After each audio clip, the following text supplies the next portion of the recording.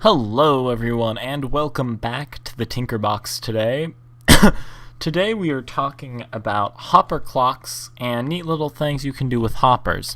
Now this started with the idea that I was trying to think of an easier way to do the Feed the Beast light circle that I did, and I actually discovered that you can do something pretty neat using hoppers. You can get a really similar effect using comparators, checking where the item in the hopper is, and then of course you just put another item in wherever you want to start a new time circuit.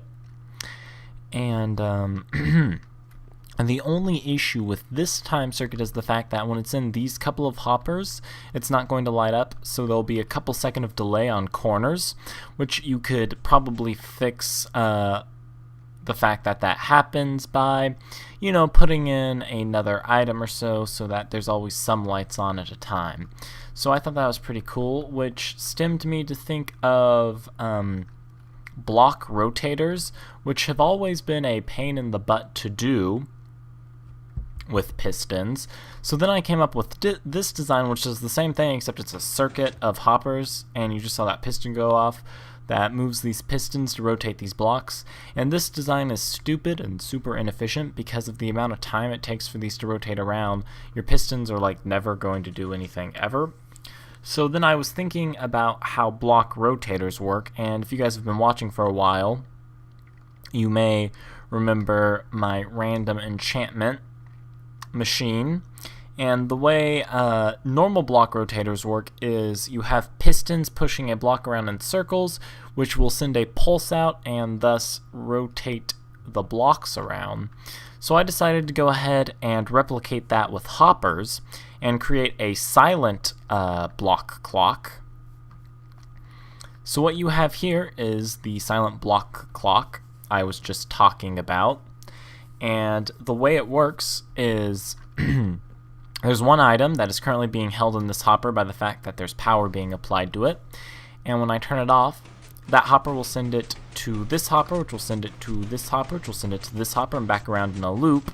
And then the comparators will check where that item is, and it will go ahead and activate the block clock. And you can see by kind of the small demonstration I have there, you can get one rotating fairly fast actually, and it's really handy.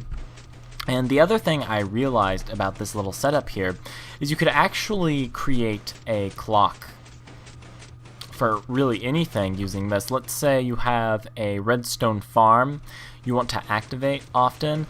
You could always use Etho's hopper clock, which I used in the automatic chicken farm.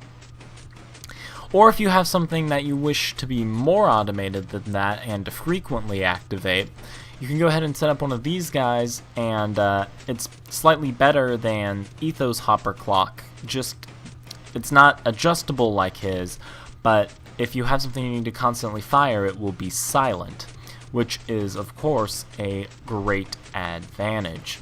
So I just thought I'd show you guys some kind of obscure things you could do with hoppers. I've just kind of been playing with them a little bit here on the Tinkerbox, and I thought I'd show you the my clock ideas I discovered with them, because oh right, I almost forgot to show you the in-between between that and this. This circuit is really silly.